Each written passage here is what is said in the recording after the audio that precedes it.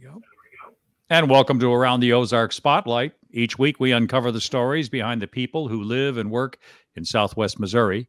Those individuals with entrepreneurial spirit who work to better the lives of others or put pen to paper to write books about the stories and history of the Ozarks and its people. I'm your host, Scott Meier. Today we're going to explore the world of Springfield's history with the executive director of the History Museum on the Square, Sean FitzGibbons. Hi, Sean. Hi, thanks for having me. Well, thanks for being a guy that still wears a tie. I appreciate that. No worries. Yeah, I got a couple other meetings today, so yeah. We don't see much of that anymore. As a guy who spent 50 years of his life in management and wearing my body armor every day, I think the pandemic kind of messed it up for a lot of us in terms of having to sport a tie. So it's good to see one. I applaud you for that. I appreciate it. Thank you. I'm glad the folks get a chance to meet you, and I get a chance to meet you, quite frankly. I think we all have seen the museum on the Square, the History Museum on the Square. It opened or reopened, I guess, about 7 years ago. But many of us haven't had a chance to spend any time there, and I'm one of those folks, and I hope to do that this fall. But before we get there, who's Sean FitzGibbons? It's first of all, the FitzGibbons name. It's you got two capital letters in that name, no hyphen. So why don't we start there? What's FitzGibbons? Is that Scottish? What is that? Well, okay, so FitzGibbons is Irish, and I'm actually second generation American. All my grandparents came over not just from Ireland, but two from Ireland, one from Scotland, and one from Germany. So there you go. Yeah, that's going a little ways back, but. I have been in the arts and humanities leadership administration for a couple of years now. I have lived in several different cities. Just recently was over at the Cincinnati area at Pyramid Hill Sculpture Park. And before that, I was the director of the Meadows Museum of Art at Centenary College in Shreveport, Louisiana. And before that, my hometown of San Antonio, I worked for the City of San Antonio Arts and Culture Department, where I curated and managed two contemporary art galleries, the City Hall rotating artwork, the permanent collection for the City of San Antonio, mural consultation for downtown, a whole bunch of other stuff. From San Antonio, went to Austin, UT Austin, where I met my wife, who is from Ozark. She went to Ozark High School. And so that's how we ended up here. Well, that always seems to be the way, doesn't it? At some point, you end up following the wife. I've been fortunate. Mine's from a couple other people in town who have the same similar trajectories. So. Well, I married a girl from Minnesota, and trust me, I'm not going back to Minnesota. Spent too many years there. It's a great place to visit, heck of a place to live in the wintertime. So, okay, so you grew up in Austin, or not Austin, Texas, San Antonio, Texas. Don't want to get those two confused. Very different town today than it was probably when you were a kid. Yep, for sure. Yeah, and no, it still, my family's still there. Have a place in my heart for San Antonio. It's love going back, but really since my wife, before my wife was my wife, when we were dating, for 15 years, I visited Springfield every 6 months, 18 months. And it's been really cool to see as a outsider looking in, having these snapshots of just the changes that are going on here in Springfield and have the changes that have happened. And it's really exciting to see. And I know talking to people here in town, it's tough to see it as you're living it, I guess. But from an outsider who's visiting, it's been really cool to see what's happening, especially downtown.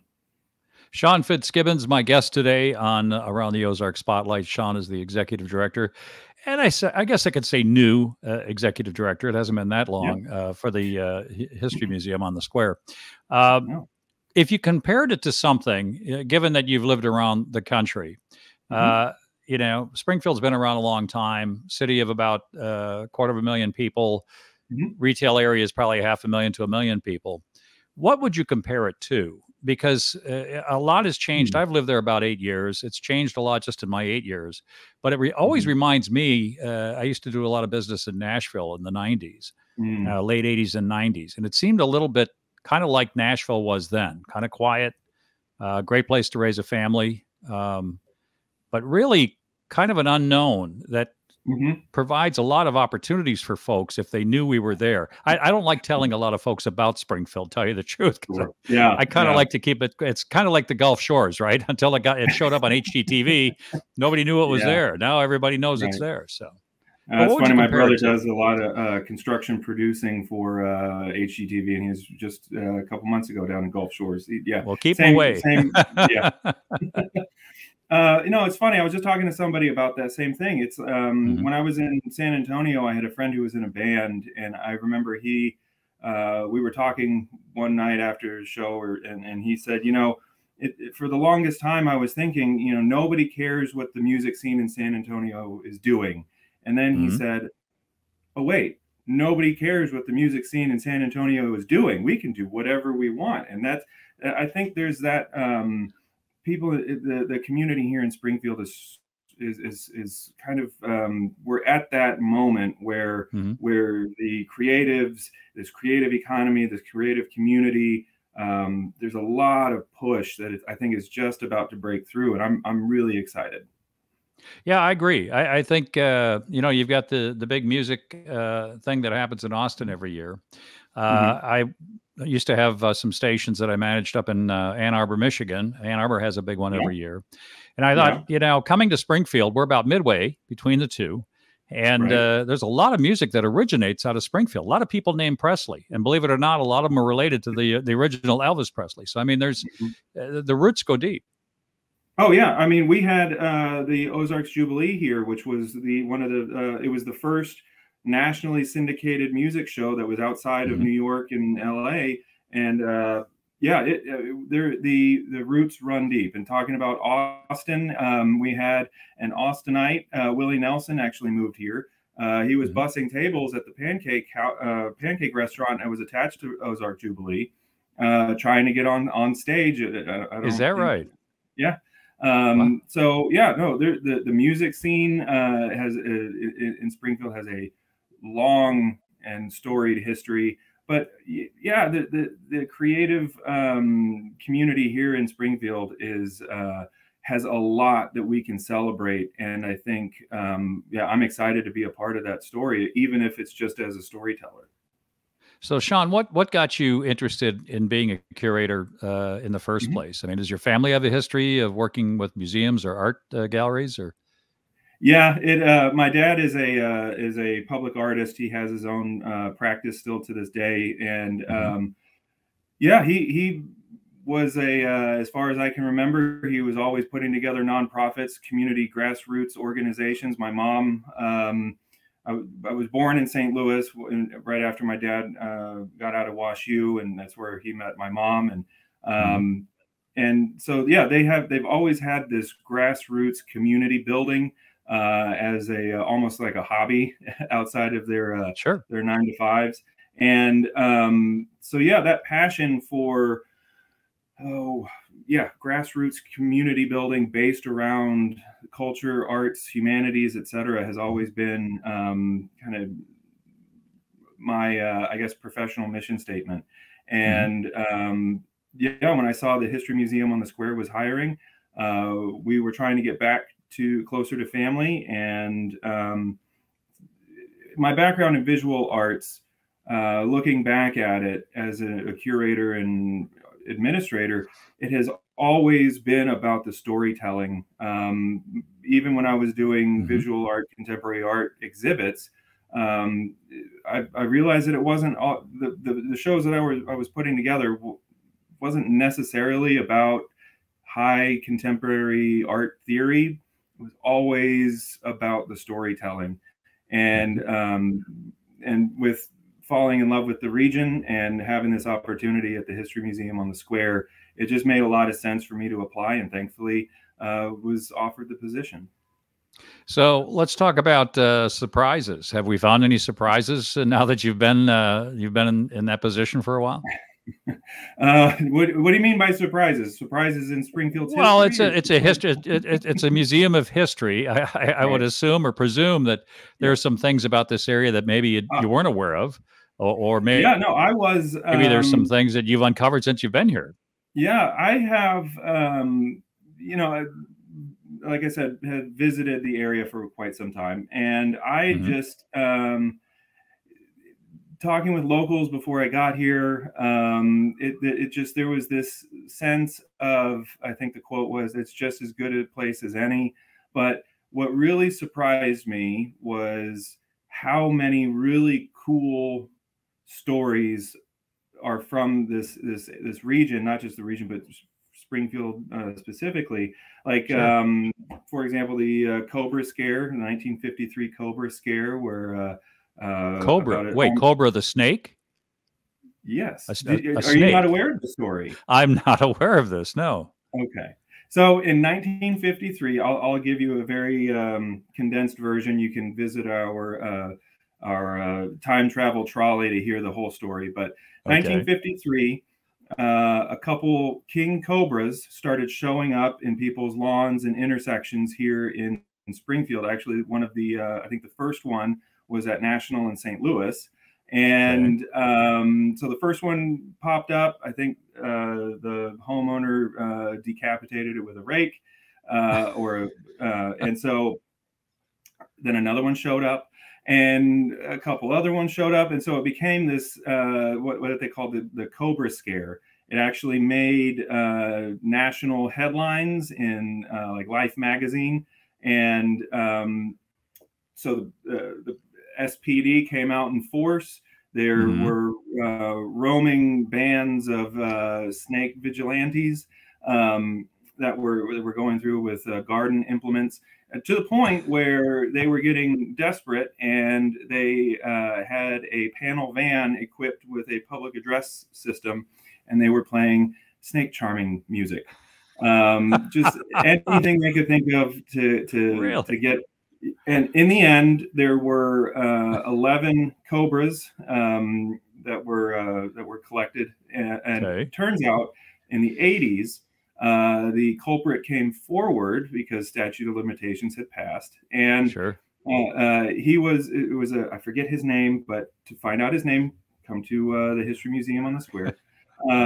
He felt slighted by a local pet shop owner who he had made a trade with a black snake for, I forget what the pet was as a trade, but he felt slighted after the I guess buyer's remorse or trader's remorse, and so he snuck into the basement of the pet shop and let go what he thought were about a dozen black snakes. Turns out the pet shop owner had been dealing in exotic pets. I don't know if I assume that it wasn't above board. Probably not. Yeah. And then he ended up letting 11 king cobras loose in Springfield, and it's now known as the Great Cobra Scare. I think Mother's Brewery has a sour beer named after the Cobra Scare. So there are so many really fun, interesting, cool stories that are only here in Springfield. And another quick one, the iconic Dixie cup with the blue and the everybody knows it from if you've been in a dentist office or the nurse's office in elementary school. The person who designed that pattern worked here in Springfield. So there are so many nationally, culturally, pop culture things that originated here that we don't know about, take for granted, or just a little of both. Well, the first that always comes to mind for me is Brad Pitt, but that's another story. Yep. Fair. That is We're going to find out some more. We're going to find out some more stories. We don't want to kill his the whole act for when you go to the History Museum on the Square. But my guest is Sean FitzGibbons, and we'll be back in a moment with more on Around the Ozark Spotlight. I'm your host, Scott Meier. Hey, everybody, it's Ethan and Sarah Forhetz from your favorite podcast, Around the Ozarks in 5. I'm sure you've been wondering, how can I get even more amazing stories, events, and witty banter to start my day. Well, look no further. Here we are. Sign up for our daily newsletter. You'll have what's going on around the Ozarks right at your fingertips each weekday morning. Yeah, just go to aroundtheozarks.com, click on the newsletter tab to sign up. Thanks for listening to Around the Ozarks in 5. We hope to see you in your inbox soon. Welcome back to the second half of today's Around the Ozarks Spotlight. I'm your host, Scott Meier. With me today, Springfield's, I guess we'll call you a major historian at this point, the executive director of the History Museum on the Square, Sean FitzGibbons. And Sean, I want to thank you for taking time to be with us and share with our audience. Why, let me ask the broad question here. Why would I want to take either my family or friends that are visiting down to the Square, to the History Museum? Yeah. What's gonna pull me in there, and I'm gonna walk out of there going, I got to come back again? Yeah. So we are as a history museum. We are coming up on our 50th anniversary in 2 years. Yeah. And but we, as the History Museum on the Square, opened in 2019. And it is a world-class museum. It is, I applied for the position about a little more than a year ago. I just hit my 1-year anniversary this month. So congratulations. Glad to be here at least a year. But what really drew me to the position was this is a world-class museum filled with technology, interactive games, interactive displays. There's a lot going on. This is the only museum that I have been to with my kids that they actually fight over who gets to interact with some of the displays. So it is a lot of fun for kids of all ages. Sometimes they aren't even aware that they're learning. That's a lot of fun itself. Exactly. But outside of, the kids of all ages attraction aspect of it, we have one of the largest collections of documents and archival objects in Southwest Missouri. We have over 200,000 objects. And the mission of our museum is to not just collect and preserve this collection, but to share it and tell the stories. That's the biggest thing, is the storytelling aspect of the museum. We have the 6 dedicated permanent galleries telling the story of Springfield, Greene County, starting with indigenous people, the nations that were here before the pioneers. We have another gallery dedicated to transportation and how trains, trolleys, and transportation helped form and settle Springfield. We have pioneers of the crossroads, the Civil War story here in Springfield. Then we have Wild Bills. We're on the Square, so we have to have the Wild Bill shootout story told in the Wild Bill gallery. And then we have Route 66 gallery up on the top floor that is celebrates the fact that Springfield is the birthplace of Route 66. So with that, we also have the Voices of History gallery, which is our rotating gallery that has temporary exhibits. Right now we have Service with a Smile. It's our second in a series of 5 Route 66 exhibits that celebrates this one celebrates the service stations, not gas stations, of Route 66 in Springfield. And in 2026, when the 100-year anniversary of Route 66 is going off, we will have a recap of all the exhibits featured in that gallery. And that's, it is a great way to learn about the area that our community, the lived histories of the people who helped create this community that we all live in. When anybody starts a new job, more often than not, they have to come up with some kind of an outline that talks about their 1-year plan, their 3-year plan, their 5-year plan. What's that look like for you? What are the things where you want to leave a mark? Where does Sean FitzGibbons say, this is what I came here to conquer. This is what I've done. What would that look like? Well, a couple different things. We have one of my big pushes, like I said, within the mission statement of my professional career is that community grassroots outreach and participation. A museum is much more than just what is on the walls. The programming that we have, I tell my staff that the building is for visitors. Our programming is for locals, right? So you come, like you said, how you have your in-laws come into town, you take them to the History Museum to teach them about all these stories from Springfield. But then your in-laws leave. Why would you go back to the History Museum on the square? It's the rotating galleries. It's the haunted history walking tours that we have. It's the just all that programming that we put together to share our collection, share those stories. So that's one of the aspects that I'm really pushing with within this first year, is to up the programming that we have. And second is the historic Fox Theater. We operate the Fox Theater. We just signed an agreement. Well, not just, but this year we signed an agreement with Springfield Contemporary Theater. Their this season that they just kicked off is going to be all at the Fox Theater, except for their Fairview production.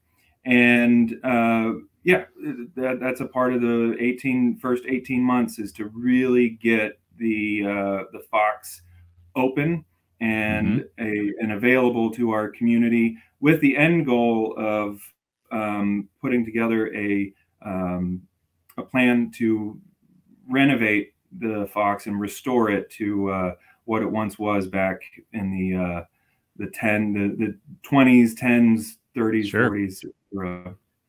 So now all this takes money. Where does that come from? All it takes Where does is the money. come from? That's the easy part of your job, right? Right. Yeah, that's 90% of my job is finding that money. But through that, it's just getting people excited about what we offer. You know, it's we have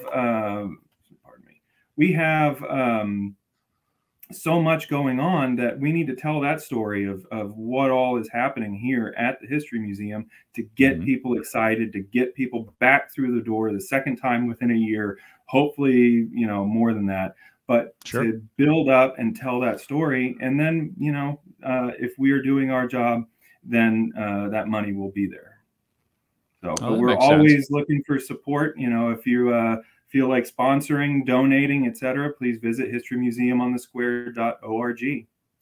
Now, Fox Theater, I spent a lot of my career in the Detroit, Michigan area, and there's a big Fox Theater in Detroit, and they spent, the Illiches, which own any number of things, spent a lot of money on updating that place, and it really is quite amazing. The Fox Theater, is that a brand?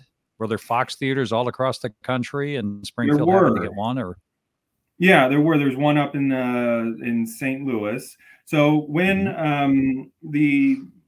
if you're familiar with the square, where the HERS building is now, that used to be the courthouse, and where the Fox Theater is now is where the original HERS building was.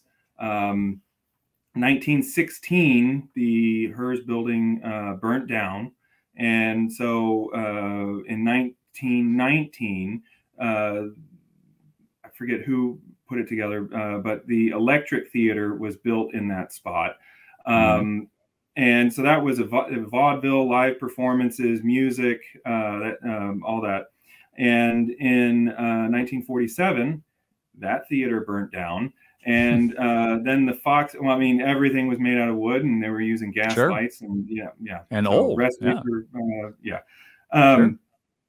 So with that, 1947, the Fox Theater came in, and then that was when it was a movie theater, and then so from 47 to 1982, the Fox Theater was a movie theater. And wow.